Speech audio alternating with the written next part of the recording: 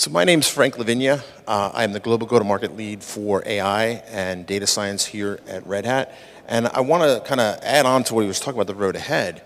If you would ask me a year ago what was the hottest thing in artificial intelligence, I would have said, oh, clearly it's reinforcement learning, or RL, where an agent can an agent being some form of code, and I'll have that as part of my demo, can kind of teach itself, right? The prominent example would be AlphaGo Zero, which just learned to play the game of Go by playing other computers, AIs, to do that.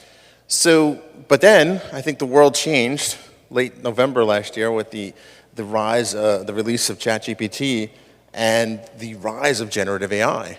So much so to the point where it's almost annoying at this point. Generative AI has taken all the air out of the room when it comes to anyone that talks about AI. Now, when I started in AI, it would have been about 10 years ago, and I was at another company then, and a large operating system and office productivity company based in the suburbs of Seattle. Let you figure it out. You can look me up on LinkedIn, you'll figure it out. So it was about nine and a half years ago at this point. I was in a on-campus presentation, and they said, we're going to infuse AI into everything we have. I'm like, okay, that sounds interesting. And they said, even Excel, oops, I said a product name, even our spreadsheets, even our this, et cetera, et cetera, et cetera. And I'm thinking, well, gee, I don't know, what would you use it for? That sounds kind of out there. Yet here we are, less than a decade later, and it's like, well, of course. So one of the other things I think is also important is, and I like that line, I'm going to borrow that or steal it or co-opt it, right? There's an OpenShift for that. One of the challenges we see with customers, and I'm a data scientist, but ultimately the important thing to keep in mind is that because there's an OpenShift for that, because there's ROSA, because there's ARO, because you can run OpenShift on the edge, because you can do all these things, that's really important when it comes to AI. And you're thinking, why is that important? Well, because AI is nothing without data. All of these AI models, whether it's ChatGPT, whether it's Llama, whether it's Falcon, Claude, all sorts of these things that are coming out, they need mass quantities of data to be trained on. Data, unlike applications, usually has some kind of regulations attached to it. So if I have certain types of customer data, that can't leave the country. If, for instance, if I'm a Swiss, or if they're a Swiss company or information on a Swiss citizen, I'm not a lawyer. I didn't stay in a Holiday Inn, so I'm not going to discuss the various points of GDPR and Swiss privacy laws, but they're a thing, right? So if you're building these AI solutions, if you go to any one of the hyperscalers, right? I used to sell AI solutions on that hyperscaler, but it only ran in that cloud. That's all well and good until you have a regulatory concern, right? What we offer is unparalleled flexibility because we're built on top of OpenShift. And a big part of that, of what we add the value, is the fact we're built on top of OpenShift. And we have the ability to run on-prem, run in the cloud, any of the combinations thereof, or even at the edge. So what you see here on the screen, and I'll try to talk with my back to you, this is the home screen for Red Hat OpenShift Data Science, and it runs on top of Kubernetes, and that's it, and thank you for coming to my TED Talk. No, just kidding. So I want to show you kind of what the UI looks like. Now keep in mind, I'm not an OpenShift expert. Well, I got that just in time, didn't I? All right. So this installs as an operator, and I'll get to that in a second.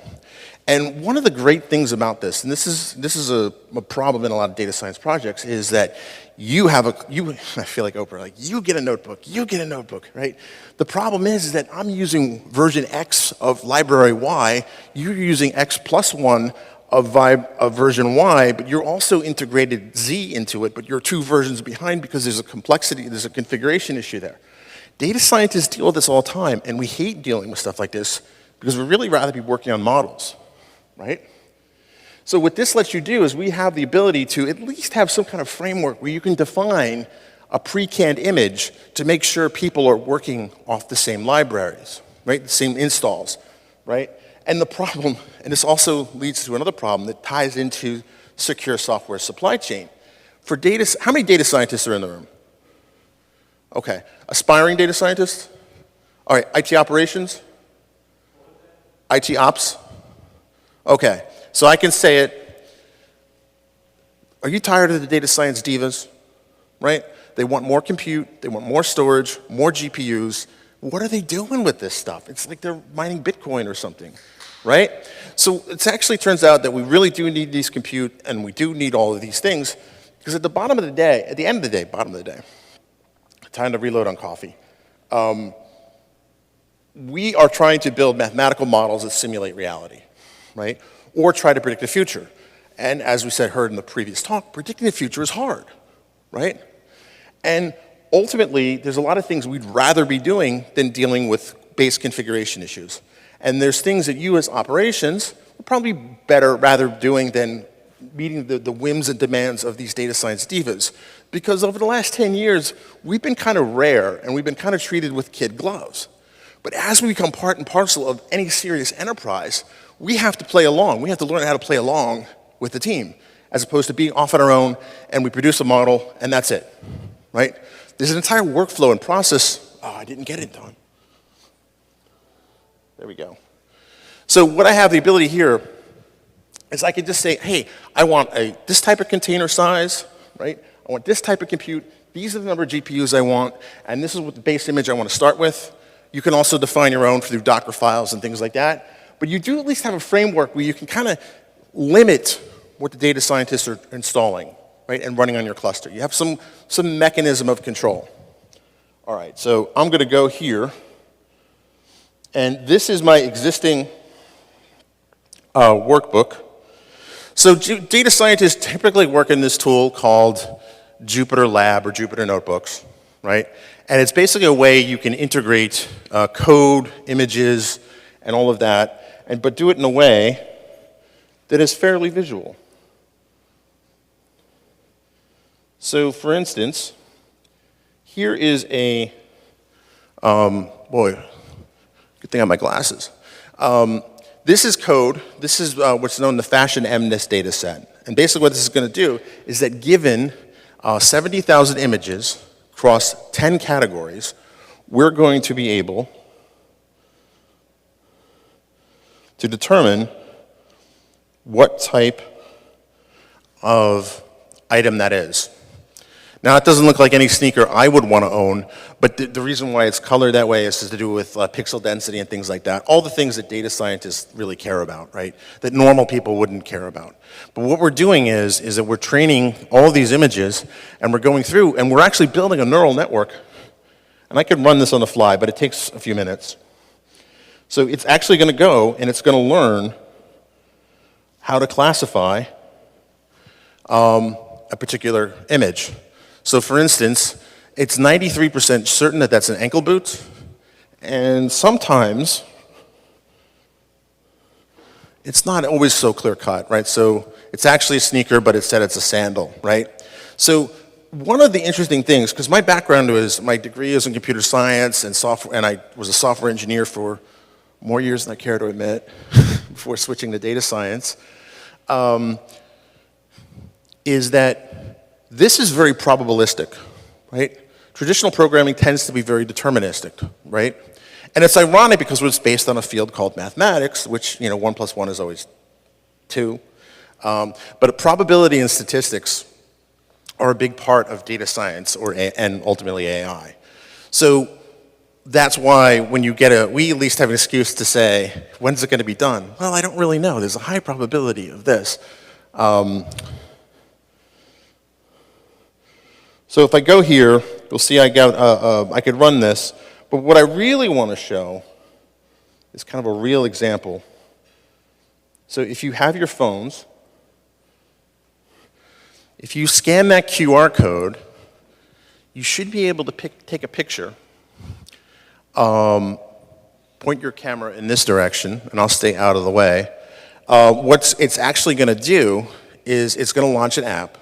That app, all of that stuff, all that infrastructure, And as a data scientist, I could care less about the infrastructure. I care really more about, is my algorithm, is my model going to be able to do the computer vision part where I can see it's a t-shirt, I can see it's a bag, I can see it's a coffee cup or tumbler, whatever those things are called, right? That's what I care about as a data scientist. And hopefully it worked. It should show we call it the augmented reality demo, because what we're doing is we map exactly where it is, and you'll see a discount code. Did it work? Thumbs up. It did not work. Okay, it worked on my machine. It might be the lighting and things like that, but generally this does work. But what's really exciting about this, at least from my point of view, is that I don't have to think about the underlying infrastructure that made that happen, right? All I had to do, and this is a lab, and I can make sure you have access to the lab and things like that, you can follow along. All I had to do is paste in a bunch of YAML, and I was able to get this infrastructure, right? So I was able to use the tools I'm familiar with as a data scientist, and then use YAML, which is something I'm not really familiar with. And I'm able to build a infrastructure and model. So what happens now is that what I would do in a traditional environment is I'd go and I'd find out, okay, well, where didn't it work? Where didn't that model work? It's a parallel process called MLOps, right? It's different than, because the app probably took the picture just fine, right? But it's a separate part of the process. So that's what's great about it. Now I want to show you something really quick. It's a little fun demo that I have. And I can demonstrate a few things here.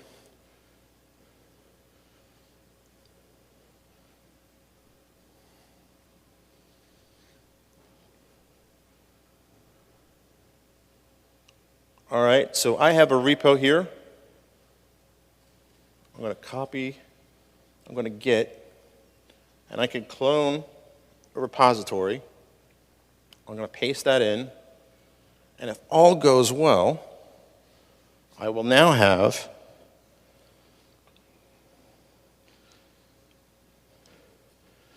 my reinforcement learning demo, which this was all the rage, and this was something I had kind of spent a lot of time writing about and pondering.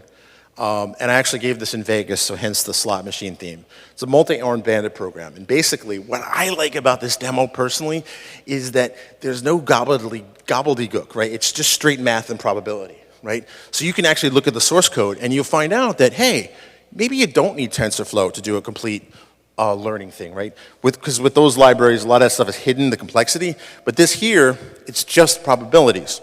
So if you're not familiar with it, reinforcement learning is about having an agent in an environment.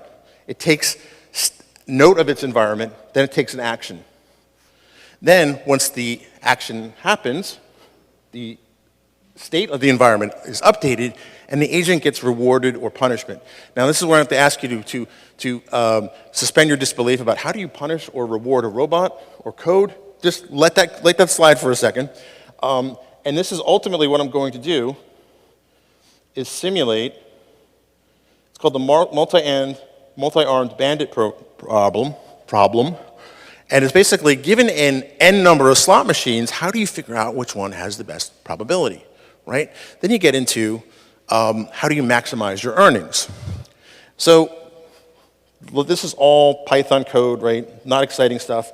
I download the built-in libraries, NumPy to do mathematics, and matplotlib to do the plotting. And I basically say, okay, randomly speaking, the odds, 54%, 27%, 42%, 84%, and 0.4%. That's my chance of winning on those jackpots. I realize this is a contrived example because if you know of a slot machine that has 84% payout, let me know. Let's go. Right? So this is what the agent knows at the first, right? It knows nothing. So what I do is I define, like, well, what's basically involved in playing a slot machine, right? Basically, based on you pick a random number, and if it hits the jackpot threshold for that particular machine, you return 10, otherwise you take away 1, right? So, and I can test this, and we love our Greek letters in math and in data science. This is called the epsilon greedy problem, right? So I grew up in New York City, New Jersey. Whenever I would go to Atlantic City, I would always see this one person sitting on the same slot machine, pulling the crank all day, smoking a cigarette. Really scary if they had oxygen tanks too. I've seen that. And they would sit at the same machine all the time. And the rationale, if you ever did ask them, was that, oh, no, I know when this machine will play out. I'll be quick, I promise. I see you looking at your thing. So what I do here is I say, what I'll do is I'll 10% of the time, I'll stay with one machine, but 10% of the time, I will go and try a new machine, right? And I want you to pay attention to two things there. One, the actual odds are there, what the machine has learned, what those odds are. Pretty close, aren't they? Right? Now, I also want you to see that if you can see really close, the total reward is 7,800, right? So now I'm going to simulate not exploring at all, like those folks on the oxygen tank smoking in Atlantic City. They stay with one machine. They didn't try any other machines, so they don't really know what the other odds are. But you'll see right away, it's 5,200. 5,204 is what the payout is. Now, going completely the opposite way, well, you just go wild. Every time you pull a new slot machine, right, you do have a better feel for kind of the environment, although you tend to be, slot machine 4, you tend to be a little bit more negative. So that got me thinking, but you'll notice there that there's a 3642, right, by far the lowest we got. So that got me thinking to what I call the Gordon-Gekko hypothesis, which is the idea that, he said greed is good, but maybe it's not, right? We saw that if we're very greedy, we go around, we try everything, it's not that. Or if we stay in one place, we're greedy, we exploit as opposed to explore. But it turns out that greed actually is good, but it tends to max out around 15-20% of the time, right? And the cool thing about this, and I promise I'll wrap it up here, is as a data scientist, I don't have to think about the underlying infrastructure. So if I'm clever, and I certainly like to think I'm clever, I can run this now, this entire simulation, and I'll say, I want to test this theory against 5,000 machines. I hit run all cells.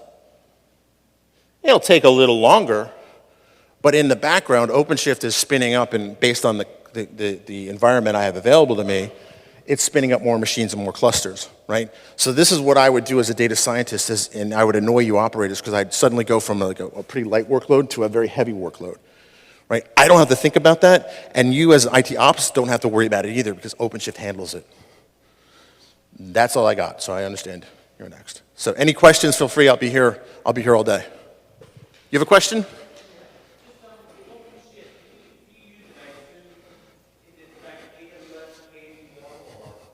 So the question is it like AWS pay as you go? Right. Because he kept an open AWS EC2 instance running way too long.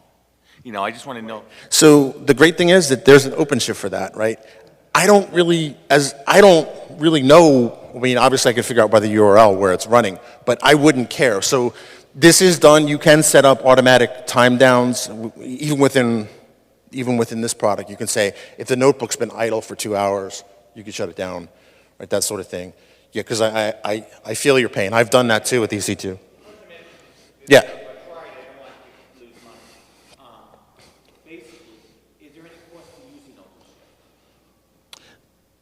It really depends on where you run OpenShift. So if you download from Red Hat and install on your own hardware, there shouldn't be any cost.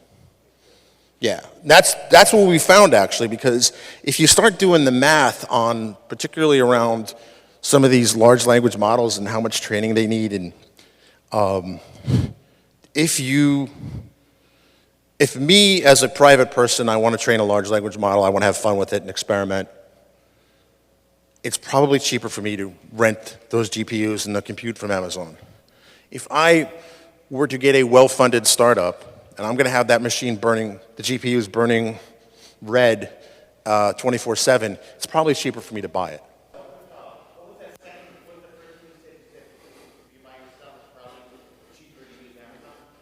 No, no, no. Well, it's the oldest answer in IT history, right? It depends, right? So a good example would be, so if you look me up, you'll see I do a lot of video streams and things like that. But once upon a time, I had this crazy idea in my head that I was going to become a filmmaker, right? This is like my midlife crisis moment, because I was a Windows Phone developer, right? It's okay to laugh. I've come to terms with it. That didn't work out the way I thought. Now, fortunately, I was at Microsoft. Well, I was employed by a very large company, and I had a chance to kind of retool and relearn. But one of the wild ideas I got was to become a filmmaker, doing 3D renderings and things like that. And you're like, what does this have to do with anything, right? So one of the YouTubers I follow is a professional animator, 3D kind of Pixar type guy, and he was showing off his new hardware. And I'm like, oh my God, I want that hardware. I priced it though, $13,000, right? And just as I'm trying to think, how do I convince the wife that we can sell a car or a kidney and get that machine, I had a moment of sanity where I realized, no, I can just spin up a VM in the cloud, and I don't do it professionally, right? I render movies like maybe 4 times a year. So it ended up costing me about somewhere between $75 and $150 to render something, right? And it did it in about an hour and change versus on my desktop, like 14 hours, right? Still a pretty good boost. Now that's a great example because me going to my wife of, honey, I spent $75 to $150 is a very different conversation than, honey, I spent $13,000, right? So in that example, if you work the math, it works out that if I had that machine rendering something, ideally for a paying customer, like that YouTuber, 24/7, it's about $13,000, $14,000 a month, right? So if you're using it all the time, it makes perfect sense to buy your own hardware. And it's a good example, right? But whereas me, I only have occasional workloads, right? And I've actually fallen out of that hobby a number of years ago. Which is to say that if I decide to tomorrow kick it up, $75, $150, right, not a big deal.